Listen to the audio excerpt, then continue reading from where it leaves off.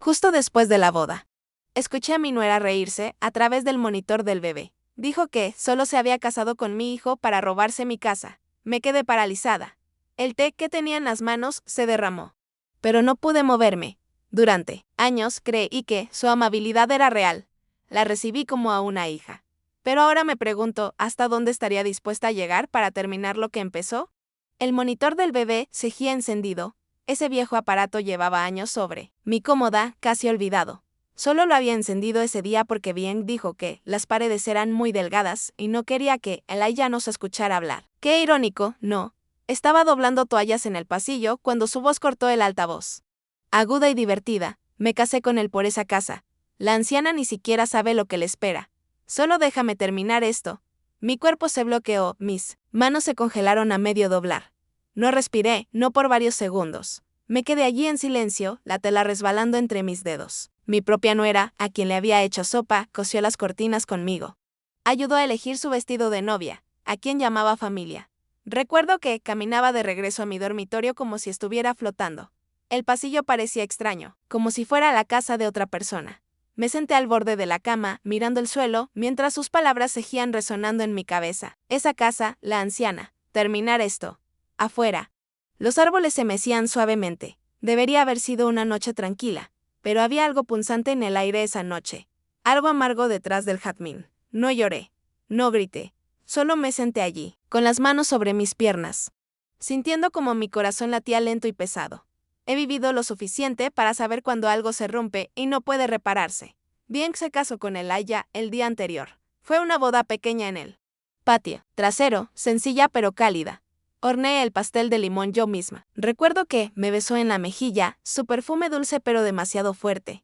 Dijo gracias como si significara algo. Ahora me pregunto desde cuándo llevaba planeándolo. ¿Hasta dónde llegaban sus mentiras? Elijah parecía feliz, relajado por primera vez en meses. Confiaba en ella por completo. Y yo, bueno, también creía hacerlo. Pero esa noche algo cambió en mí. No entré corriendo a su habitación. No la confronté. Ni siquiera se lo dije a Elijah. Fui al armario, saqué el receptor del monitor del bebé antiguo. Le cambié las pilas y lo coloqué en la estantería de la sala. Luego esperé. Hay un tipo de quietud que llega después de una traición. No es caos, no es rabia, solo quietud. Como un estanque en invierno antes de que se quiebre el hielo. Bien, no sabe que la escuche. Todavía no. Pero no dejaré que esto siga el camino que ella espera. ¿Y si aún estás escuchando? ¿Alguna vez has tenido un momento en que todo lo que creías de alguien se desmorona en un solo suspiro? Ese fue el mío. ¿Y qué vino después? Bueno, nunca imaginé que sería capaz de aquello. Quédate conmigo. Te prometo que esta historia no termina como ella pensaba. La casa siempre había sido silenciosa. Pero ahora parecía demasiado silenciosa. De ese silencio que no trae paz, que oprime las costillas y hace que el corazón lata más fuerte. Estaba al borde de una pendiente boscosa en Oregón, donde los pinos se inclinaban justo lo suficiente para dar sombra a las ventanas al mediodía. Esta casa la había construido el abuelo de mi esposo y nos la heredaron después del accidente. Tenía buena estructura, pisos que crujían y un porche trasero rebelde que nunca cerraba bien cuando llovía. Amaba cada piso de esa casa. Cuando nació Elijah, solía cantarle junto a la chimenea. Más tarde, cuando ya era mayor, él mismo se grababa tocando el piano en un grabador de casetes y me hacía escuchar cada segundo. Todavía guardaba todas esas cintas etiquetadas con su letra. En una vieja lata de pan, en el armario del pasillo. Después de que mi esposo murió, solo quedamos Elijah y yo. Arreglé el techo. Pagué los impuestos y nunca pedí una segunda hipoteca. Nunca le dije a Elijah lo duro que se ponía en esos inviernos.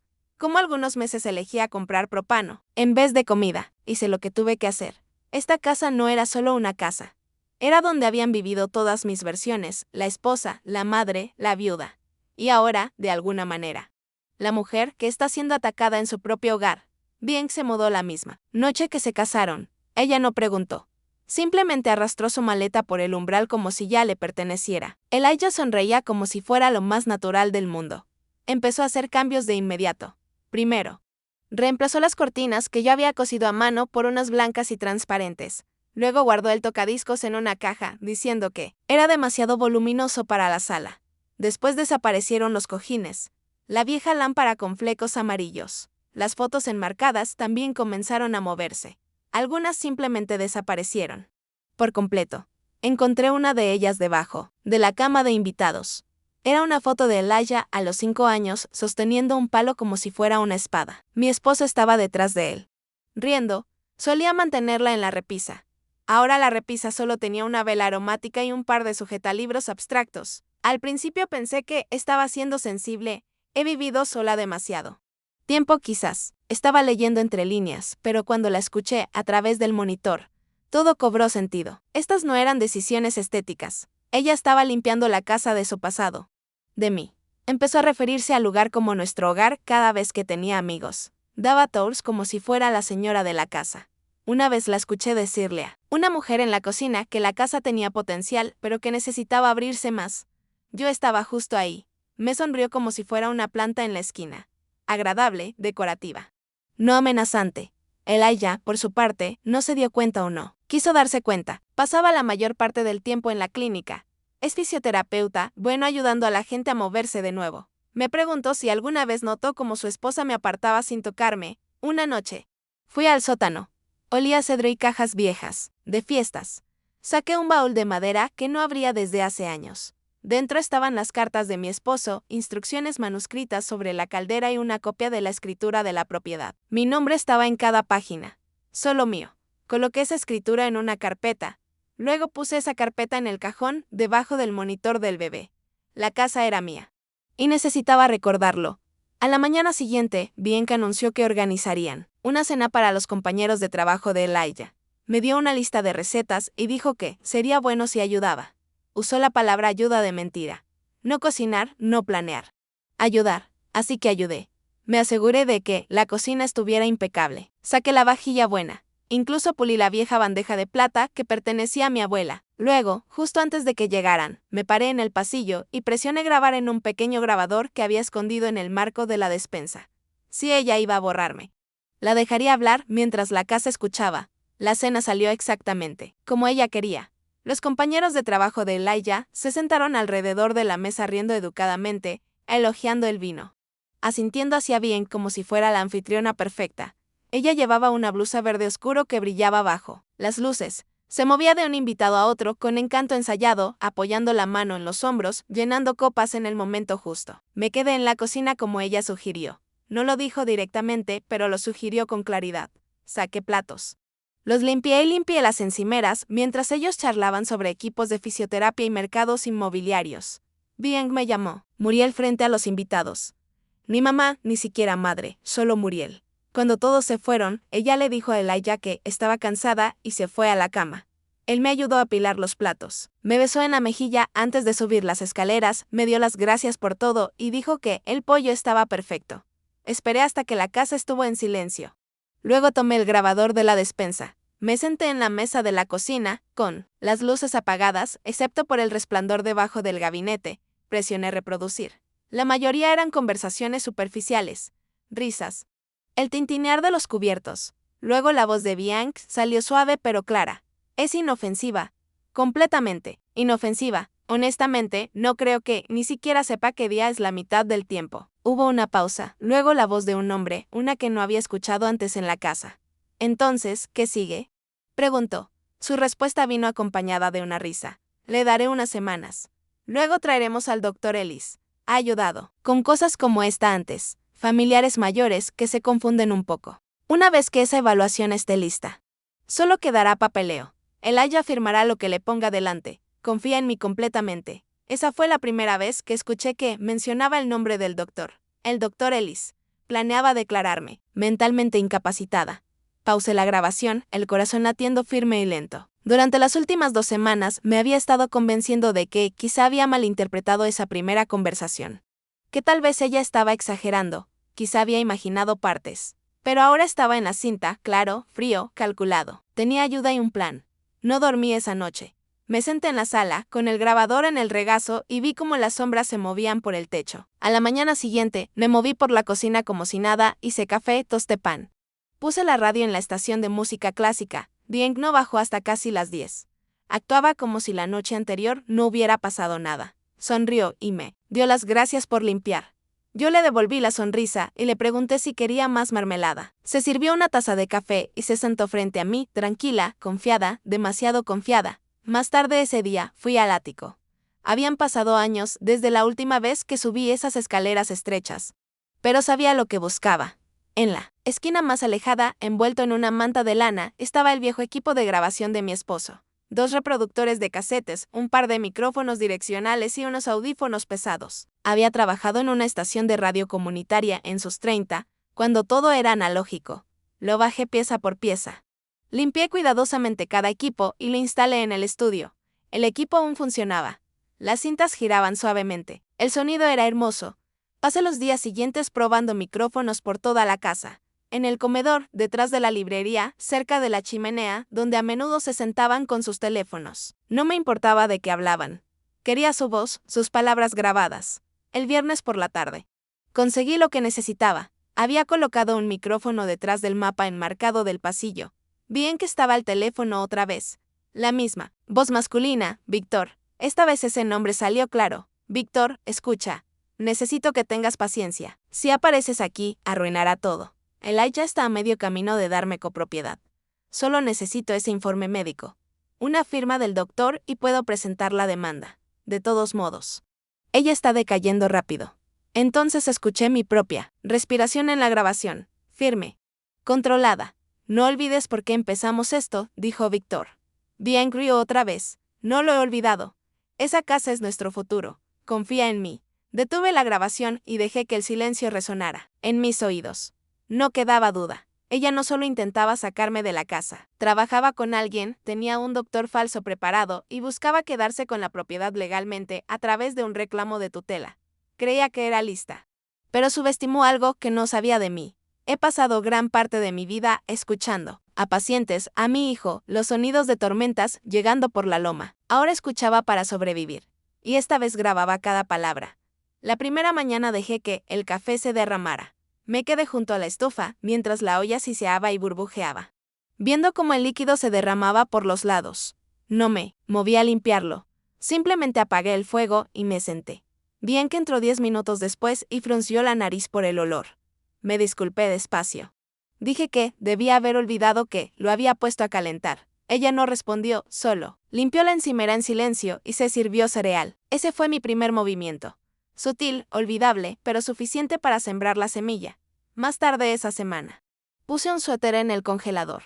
No dije nada al respecto.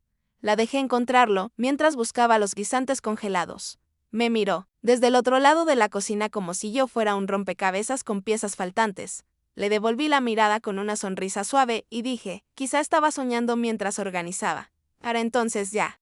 Había recolectado 4 grabaciones diferentes. Bien que se había vuelto descuidada.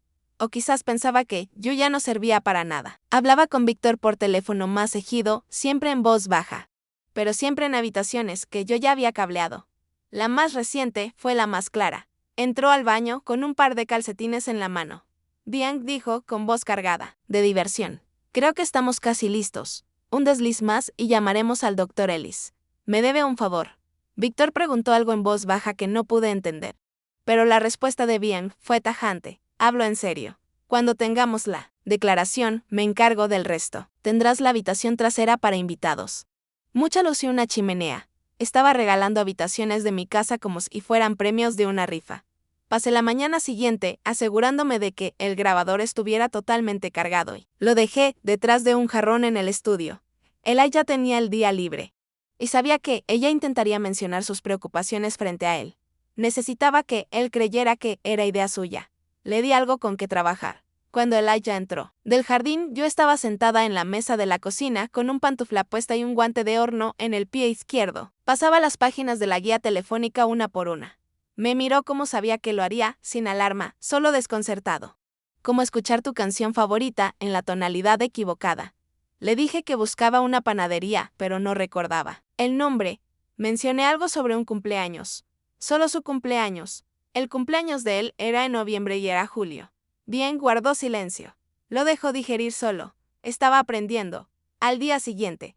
Perdí las llaves del coche. En realidad, las había puesto dentro del banco del piano, escondidas bajo las partituras que Elijah había compuesto cuando tenía 12 años. Me senté en el porche y dije que debía haberlas olvidado en el supermercado. Esa noche. Volví a oír la voz de Bienke en el grabador. Creo que es hora. Llámalo. Dile que ella se está volviendo un peligro para sí misma. Mencionó la estufa, las llaves, el congelador. Es suficiente. El doctor Ellis vino al día siguiente. Llevaba una chaqueta beige y cargaba un maletín de cuero. Su sonrisa era educada, pero sus ojos recorrían la habitación como alguien esperando encontrar daño. Bien que lo recibió en la puerta, le ofreció té. Actué nerviosa y preocupada. Me senté en mi sillón, con una manta sobre las rodillas y esperé. Me hizo una serie de preguntas, sencillas al principio: nombre, fecha, presidente actual. Luego vinieron los juegos de memoria, repetir palabras, contar hacia atrás, dibujar un reloj. Lo hice bien. No perfecto, pero bien. Me equivoqué con la manecilla de la hora. Olvidé una de las 5 palabras. No exageré. Solo lo justo. Cerró su cuaderno y lanzó a Bianca una mirada que capté en el reflejo de la ventana. Ella asintió, y se dirigieron al pasillo. Me recosté y escuché. Ella muestra una ligera desorientación, dijo, pero nada concluyente.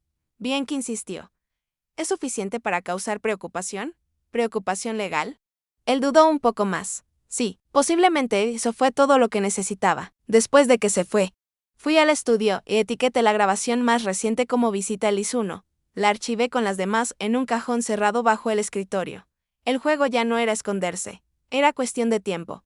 Bien quería borrarme, lentamente, pedazo a pedazo, pero yo no tenía intención de desaparecer. Que pensara que estaba perdiendo facultades. Que juntara sus pequeñas notas, susurros y firmas. Le daría la cuerda justa para que ella misma hiciera el nudo, y cuando llegara el momento, yo tiraría. Habían pasado casi 4 semanas desde la primera llamada de Bianca al Dr. Ellis. La casa permanecía tranquila en la superficie, pero debajo todo cambiaba. Lo sentía en la forma en que ella se movía por la cocina como si fuera dueña de las baldosas, en cómo apenas me miraba ya. Para ella, yo ya no existía. Había grabado 5 conversaciones más. Cada una más incriminatoria que la anterior. Una en la que hablaba de lo fácil que sería vender la casa si los papeles se completaban para el otoño. Otra mencionaba a un hombre llamado Stuart, un agente inmobiliario local al que ya había contactado. Ahora movía sus piezas a plena luz del día, segura de que creía en la historia que había construido, que yo estaba desapareciendo, que Eli ya cedería, que todo ya era suyo. Pero yo tenía algo que ella no tenía: la escritura, las cintas y, lo más importante, el tiempo. Así que esa mañana empaqué una bolsa de lona con algunas cosas, un termo, 2 sándwiches y el grabador envuelto en una toalla. Me puse mi cardigan azul marino y salí antes del amanecer. No dejé nota. Quería que se preguntaran. El viaje hacia el pueblo fue tranquilo. El Palacio de Justicia del Condado de Lane se encontraba entre 2 filas de edificios desgastados y parecía casi una escuela, con modestas paredes de ladrillo y pasillos silenciosos. Había estado allí una vez hace años, con mi difunto esposo. Cuando actualizamos nuestro testamento, la mujer en la recepción reconoció mi apellido. Me llevó con una empleada llamada Grace, que usaba gafas colgadas de una cadena y escuchaba más con los ojos que con los oídos. Le presenté la primera parte de lo que tenía: la escritura original notariada, el testamento. Una lista de cambios que nunca había presentado, pero que había redactado cuidadosamente. Luego entregué una memoria USB. Necesito que se haga una copia, dije simplemente, y necesito asesoramiento. Grace no hizo muchas preguntas, solo asintió, conectó el dispositivo y revisó los archivos. Había seleccionado 3 grabaciones. No todas, no todavía. Pero suficientes para delinear lo que estaba pasando. Suficientes para pintar el cuadro de una mujer acorralada. Cuando volvió a mirarme, su expresión había cambiado. «Hay alguien con quien deberías hablar», dijo. Me llevó por el pasillo hasta una oficina privada con un escritorio de madera y sin reloj. Un hombre con blazer gris se presentó como el señor Callahan, enlace legal para asuntos de seguridad de personas mayores. Tenía manos gentiles y esperó a que terminara de hablar antes de tomar notas. No parecía sorprendido. Eso fue lo primero que noté. Me dijo que existen mecanismos legales para proteger a personas en mi situación, que si sentía que alguien intentaba manipular mi estado mental con fines económicos, podía presentar una moción para congelar la transferencia de bienes hasta que se realizara una audiencia completa. Pregunté si necesitaba un abogado. Dijo que no todavía, que el primer paso era la conciencia, la documentación, el patrón. Abrí mi cuaderno. Le mostré mi gráfico, fechas, citas, nombres, archivos. Había sido meticulosa. Se recostó en la silla y exhaló suavemente. «Ya has hecho la mayor parte del trabajo», dijo. «Ahora solo debemos asegurarnos de que nada se borre». Organizamos que las grabaciones se duplicaran en 2 discos duros separados. Uno quedaría en el juzgado. El otro me lo entregó con una etiqueta y un recibo. También me hizo llenar un formulario solicitando una revisión formal en caso de que se presentara una evaluación médica bajo coacción. Salí justo después del mediodía. El sol estaba alto y las calles olían a césped y cemento caliente. Conduje a un café que solía visitar con mi esposo y me senté en un rincón con mi termo y sándwich. No llamé a Elijah. No quería mentir, pero tampoco estaba lista para decir la verdad aún. Cuando regresé a casa, la casa estaba tranquila. Elijah seguía en el trabajo. Bien que estaba en el solarium, sentada con las piernas recogidas, hojeando una revista brillante. Me miró una vez y volvió a leer. Guardé el disco duro en la parte trasera de la despensa, detrás de un viejo frasco de ropa que nadie había tocado en una década. Esa noche, coloqué un grabador más dentro del foco del pasillo, uno más nuevo y pequeño que los demás. Por si empezaban a susurrar. No tenía ilusiones de que esto sería fácil. Bien que empujaría más pronto. Estaba demasiado cerca para rendirse, pero yo ya había hecho mi jugada, y el tribunal tenía mi voz ahora. Podían intentar manipularme, hacerme tropezar con café quemado, zapatos perdidos, nombres olvidados. Pero yo lo había escrito todo. Guardado, copiado, registrado. No sería borrada. Ni de mi casa, ni de mi vida, ni sin una pelea que nunca esperaron. Bien cometió su primer error un martes por la tarde. No fue fuerte ni dramático. No fue un desliz que la mayoría notaría. Pero yo sí. Estaba junto a la ventana de la cocina, teléfono en mano. Con la voz un poco más alta de lo debido. No intentaba escuchar, pero cuando alguien repite tu nombre, con desprecio, tus oídos se agudizan por instinto. Ni siquiera recuerda dónde está el banco, dijo, pasamos 2 veces, y aún preguntó dónde estábamos. No creo que tengamos que esperar mucho más. Ya hablé con Steve, te está preparando una oferta suave. Nada público aún. Luego vino la parte que no quiso decir. Llamé desde su teléfono la semana pasada. Ella no tiene idea. Ellis dijo que ayuda a construir el caso, si parece que ella misma inició parte del papeleo. Me quedé detrás de la puerta de la despensa, sosteniendo un frasco de pasta, fingiendo leer la etiqueta.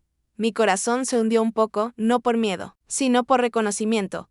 Ahora ella estaba plantando pruebas, forjando un rastro, usando mi teléfono para provocar una evaluación de tutela.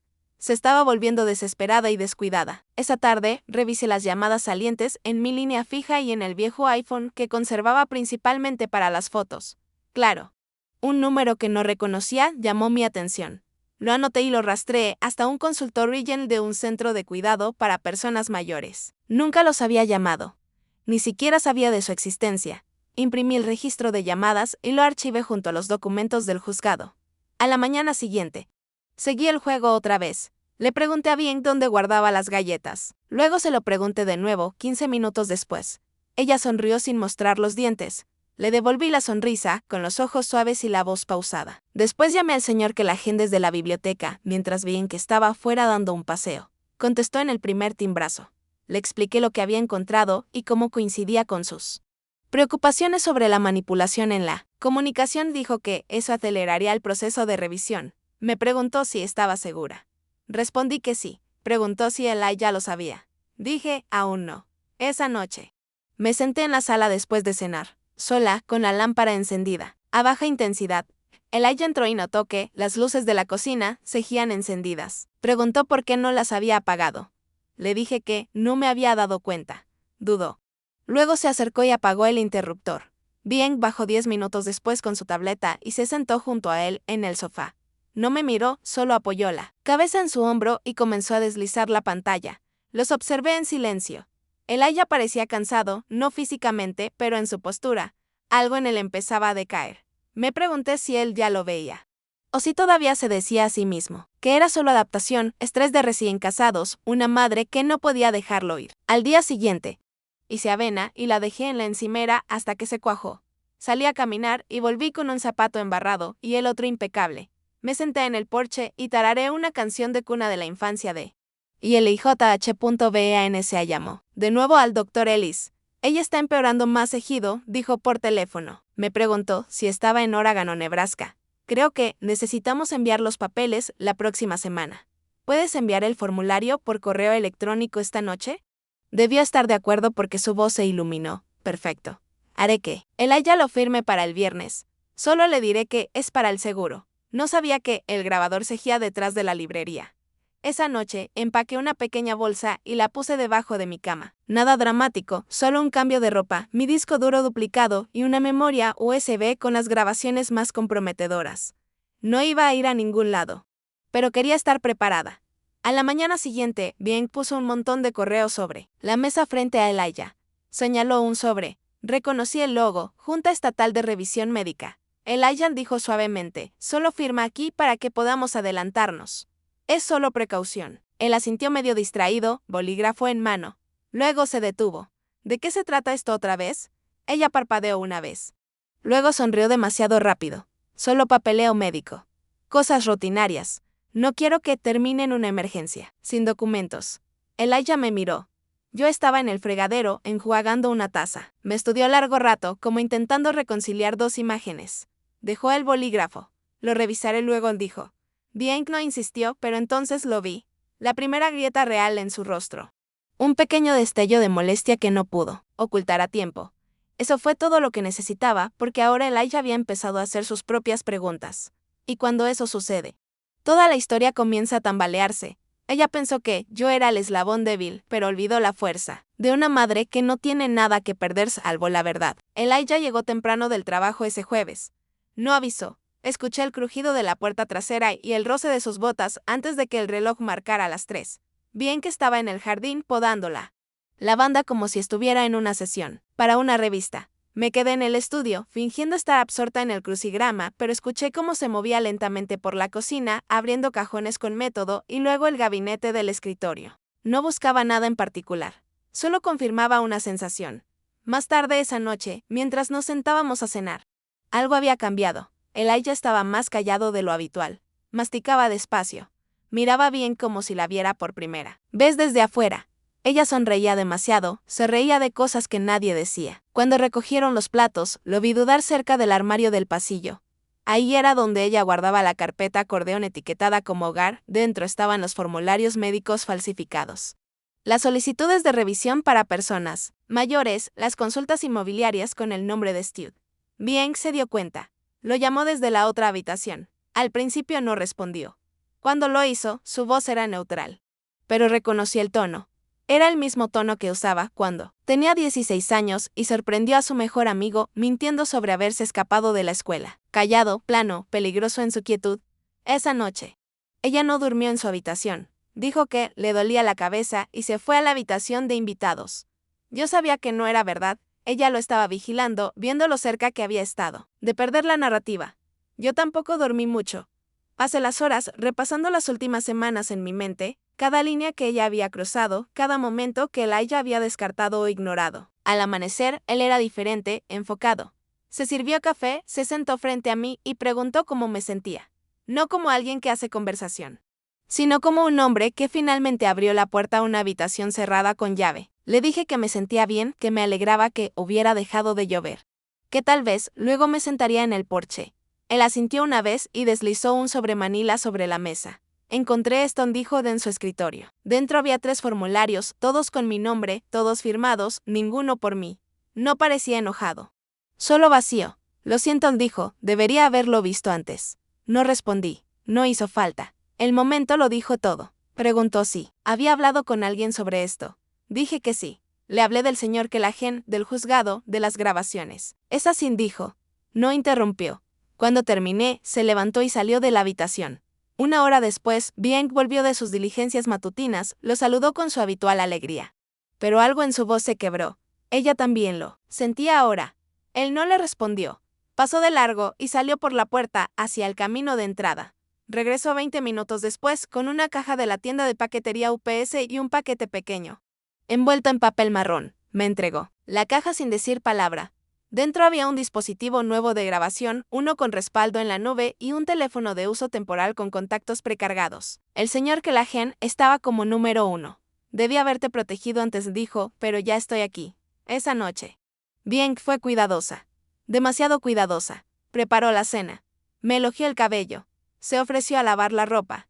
Elijah la observaba desde el pasillo como un hombre que ve a un extraño mover los muebles en su casa.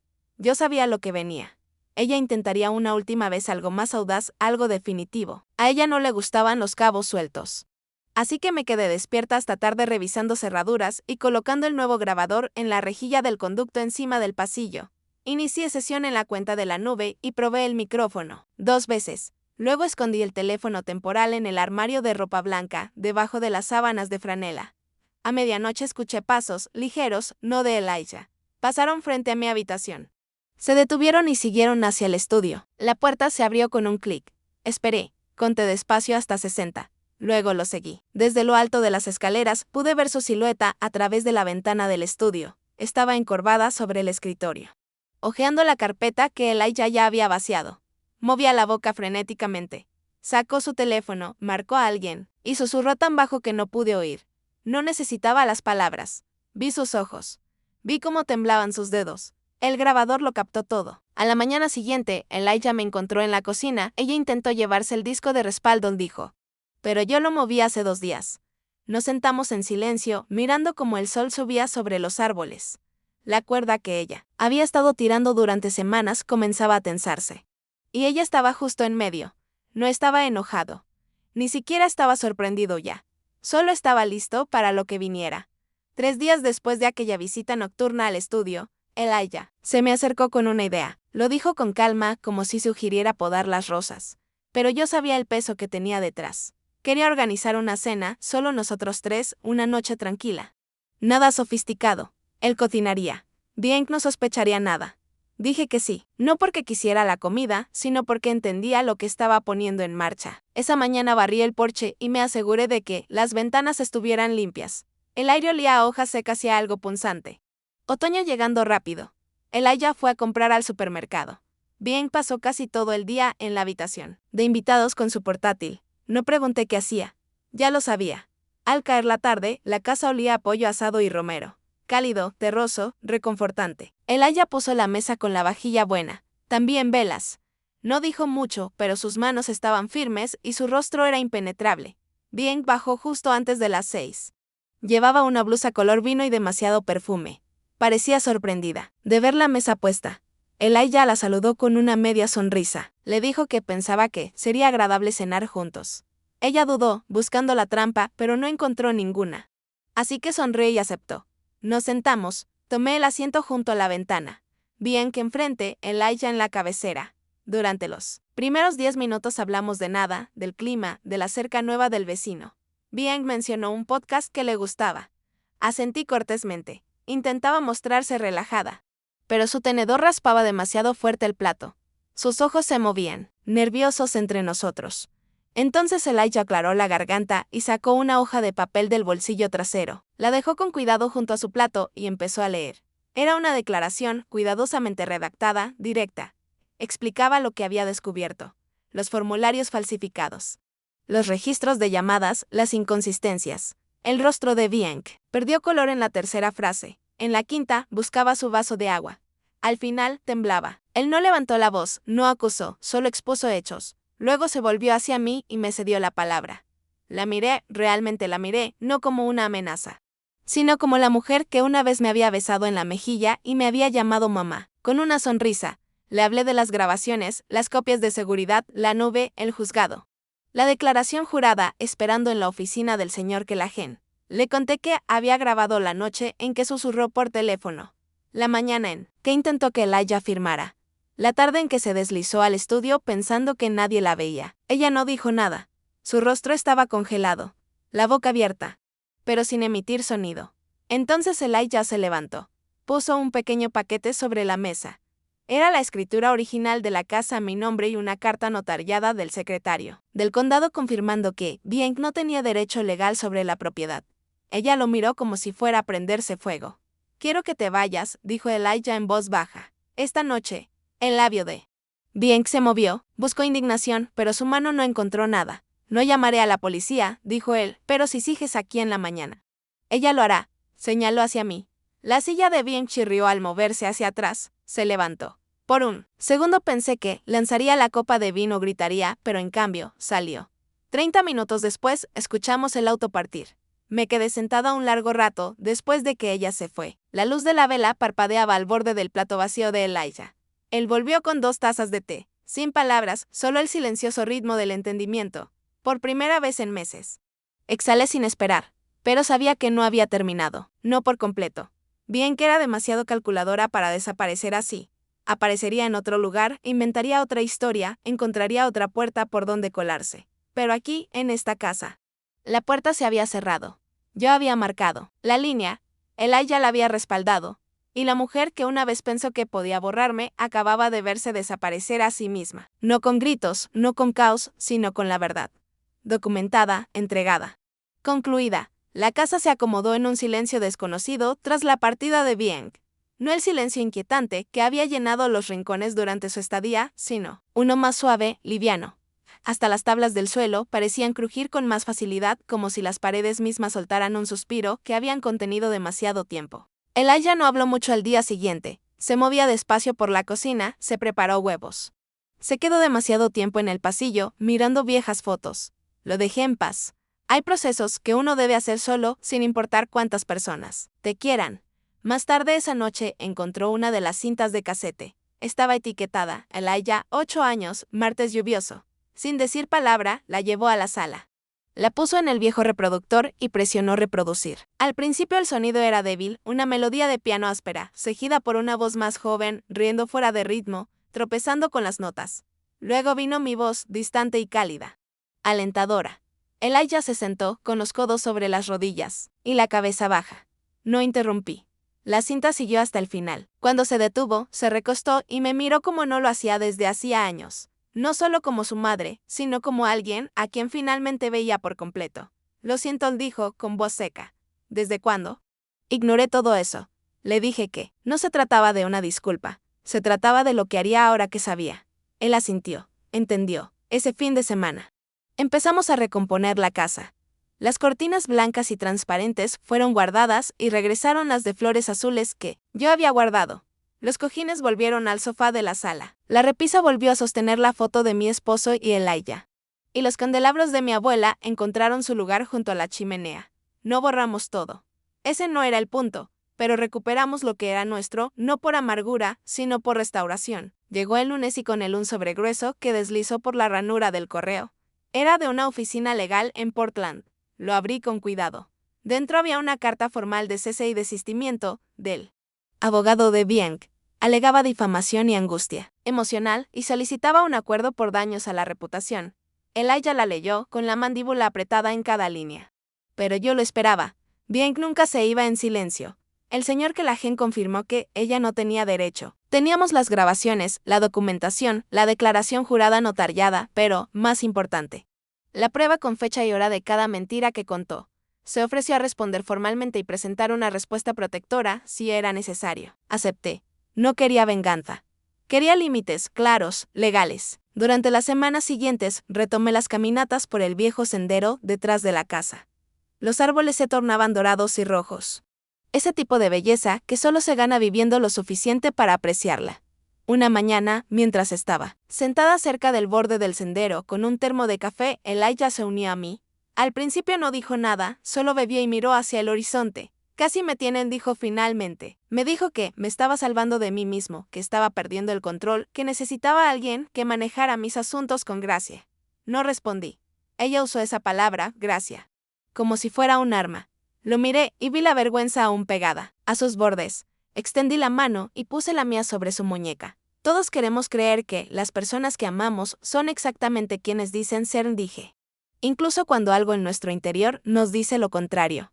Él asintió. De vuelta en la casa, hicimos una lista de todo lo que ella había manipulado. No solo los muebles o el correo, sino las cosas más útiles, cuentas financieras, registros médicos, documentos familiares antiguos que había guardado en un cajón cerrado en el estudio. Pasé una tarde revisando esas carpetas. En una, encontré un borrador de una carta que había escrito a mi doctor, nunca enviada, pero claramente con intención. Sugería que empezaba a mostrar signos de confusión y paranoia. Refería a incidentes que nunca ocurrieron, afirmaba que una vez dejé la estufa encendida toda la noche. Que olvidé el cumpleaños de Elijah. Era escalofriante leer mi propia vida, reescrita bajo los términos de otra persona. Coloqué la carta en mi archivo de casos. Elijah comenzó terapia la semana siguiente, no solo por Bieng, sino por lo que permitió que creciera entre nosotros durante demasiado tiempo, la distancia, la duda, el silencio pasivo. No se trataba de arreglar lo que había sido. Se trataba de no repetirlo. Acordamos una última cosa. Bien nunca volvería a entrar, no para recoger nada, no para explicar, ni para apelar. Si enviaba a alguien en su lugar, el alguacil sería informado. Cambiamos las cerraduras. Añadimos una cámara en el porche delantero. Pero, sobre todo, añadimos claridad. Esa claridad no llegó a través de una batalla legal ni de una confrontación viral. Llegó en una cena, en una grabación. En un hijo que comprendió que la verdad no siempre grita. A veces se sienta en silencio hasta que alguien finalmente escucha. Y una vez que se escucha, nunca te abandona. Habían pasado casi 3 semanas desde que Bien se fue. Y sin embargo, su presencia todavía persistía en rincones inesperados. No en los muebles, ni en el aroma de su perfume, sino en la pequeña vacilación que Elijah mostraba al abrir un cajón o al detenerse antes de hablar. Como si aún no estuviera seguro de que podría quedar atrás. Estábamos en el patio trasero esa mañana, intentando decidir si podábamos los arbustos de acebo. Cuando de repente dijo que había invitado a alguien. No tuve que preguntar quién. Lo sentí en mis huesos antes de que pronunciara el nombre. Samantha, su vieja amiga del instituto. Una mujer que no veía desde hacía casi 15 años. La chica que una vez le llevó sopa cuando se rompió el brazo al caer de una escalera. La mujer a quien él llamaba demasiado buena para él. Antes de que el tiempo y la vida los enviaran a diferentes caminos, dijo que había escuchado lo que pasó. Los rumores en pueblos pequeños corren como fuego y ella se había comunicado, solo para saber cómo estaba. Lo observé mientras hablaba. Había una calma en su voz, ya no herida, sino reflexiva. Como si por fin empezara a entender hasta dónde se había dejado cegar. Samantha vino esa tarde. Trajo una canasta con rollos de canela y una botella de vino que sabía que no abriríamos. La recibí en la puerta y por un momento casi olvidé todo lo que había pasado. Tenía algo que te anclaba. No era llamativa, ni fingida. Preguntó por mi sobrina, por el jardín, por el trabajo de Elijah. Pero nunca por Bien. Ni una sola. ¿Ves? Ese silencio lo respeté. Nos sentamos afuera un rato y la conversación fluyó con facilidad. Elijah no trató de impresionarla. Solo se sentó con nosotras, pelando una manzana y ofreciéndonos pedazos, escuchando más de lo que hablaba. Me recordó cómo era antes de que Bien que entrara en nuestras vidas. Los días siguientes parecía más ligero. Volvió a tararear mientras hacía café. Lo sorprendí una vez arreglando el cajón que se atascaba en la mesa del pasillo, simplemente, devolviendo la normalidad en silencio. Pero el cambio más revelador llegó ese viernes por la noche. Revisábamos algunos documentos familiares antiguos, testamentos, escrituras, pólizas de seguro, cuando se detuvo en la carpeta con mi nombre. La que decía planificación patrimonial me preguntó si quería hacer actualizaciones. Le pregunté qué lo había motivado a mencionarlo. Dijo que no estaba seguro, pero que algo en él necesitaba ser diferente ahora, más presente, más preparado. Le dije que ya lo había hecho. 2 semanas después de que Bien llegó a nuestra puerta, fui a ver al señor Callahan por mi cuenta. Tenía los documentos redactados, los fideicomisos reorganizados y mis directivas finales detalladas. Pareció sorprendido, no ofendido. Solo callado. Luego asintió. «Mantuviste todo a tu nombre», dijo. Le confirmé que sí. Y había creado un fideicomiso separado a su nombre, uno que no sería accesible hasta que se cumplieran una lista específica de hitos personales y financieros. No como castigo, sino como medida de seguridad. Sus ojos no mostraron ira. Solo se llenaron de algo más suave. Comprensión, quizá alivio. Hubiera fallado esa lista hace 6 meses, dijo. Pero no ahora, respondí. Más tarde esa noche. Lo encontré sentado en el porche trasero, con una libreta. Estaba escribiendo algo, líneas, tachaduras, reescrituras. No lo molesté. A la mañana siguiente, me entregó el papel. Era un borrador de una carta para Samantha. No era una carta de amor, sino de agradecimiento por mostrarle que la bondad puede existir sin condiciones. No hablamos más del tema. No, era necesario. Esa misma semana también limpiamos el ático. Había cajas que no tocaba desde hacía décadas, fotos, adornos navideños. Una caja amarillenta llena de cartas entre mi esposo y yo de principios de los años 70. Mientras revisábamos las cajas, Elijah pidió quedarse con algunas. Dije que sí.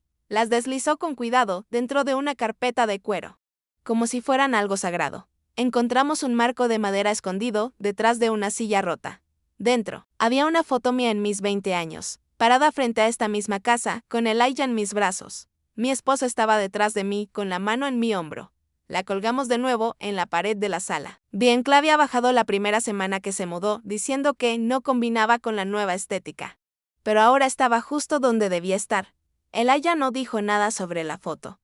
Solo sonrió ligeramente y se fue a la cocina a preparar té. Algo estaba cambiando, lenta y naturalmente. La casa ya no estaba tensa. Era nuestra otra vez. Y aunque el aire aún guardaba vestigios de lo que había pasado, como el tenue olor a leña mucho después de que las llamas se apagaron, también traía algo nuevo.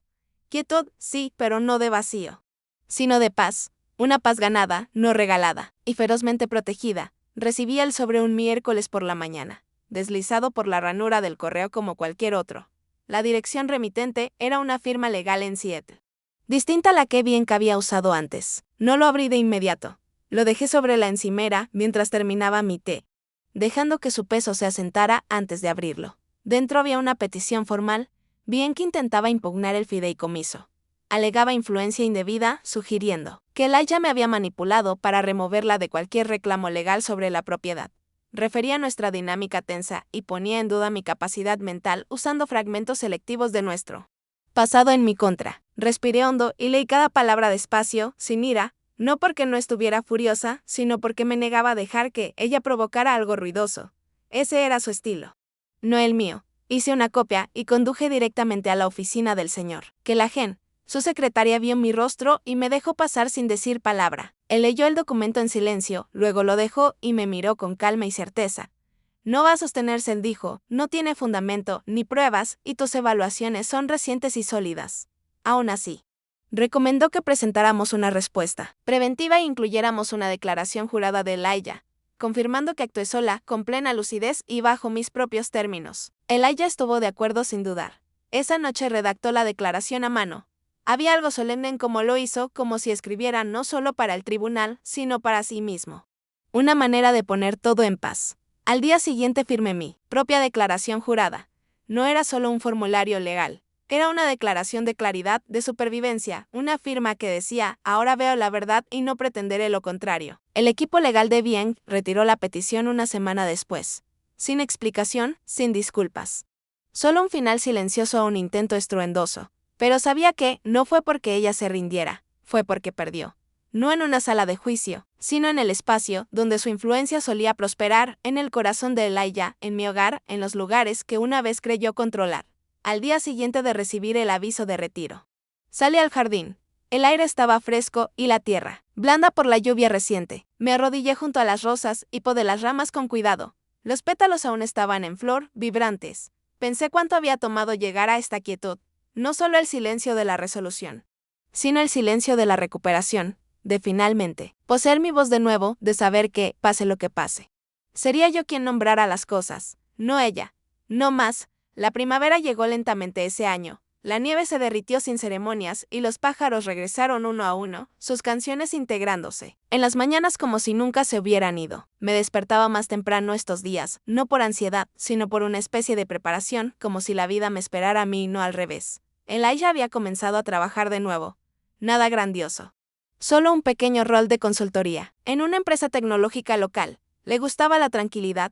Seguía visitándonos con frecuencia. Seguía ayudando con las compras. Seguía preguntando si necesitaba que arreglara algo aunque nada estuviera roto. A veces se quedaba a cenar, otras no. Pero la diferencia ahora era que no me sentía vacía cuando se iba. No me quedaba en silencio preguntándome qué había hecho mal. Ese dolor se había ido. En su lugar, encontré quietud, no la que temía, sino una quietud hecha de paz, hecha de haberme elegido a mí misma. El fideicomiso estaba sellado, la casa protegida. Las grabaciones archivadas y guardadas. Y la carta que una vez escribí para Elijah explicándolo todo en caso de que nunca tuviera la oportunidad de decirlo en voz alta, ya no era necesaria. La quemé una mañana junto al arroyo, detrás de la casa. Vi cómo los bordes se enrollaban y desaparecían en el viento. Bien nunca volvió. Supimos por un conocido mutuo que se había mudado a Nevada. Trabajar para una firma de corretaje. Decían que tenía una nueva pareja. Sin mencionar a Elijah. Sin preguntas por mí. Así. Simplemente desapareció de nuestra historia. Una sombra que finalmente se deslizó fuera de la página. No hubo momento de cierre, ni disculpa dramática, y honestamente, no la necesité. Mi sanación no vino de verla caer. Vino de verme a mí misma levantarme. Volví al centro comunitario a principios de abril. Me inscribí en una clase de repostería, de todas las cosas.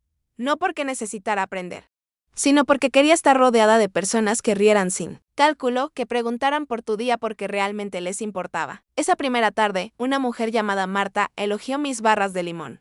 Dijo que sabían a memoria. Sonreí, quizá eso fue todo lo que alguna vez necesité para recordar quién era antes de que todo se enredara, antes de que la confianza se convirtiera en defensa y la familia en estrategia.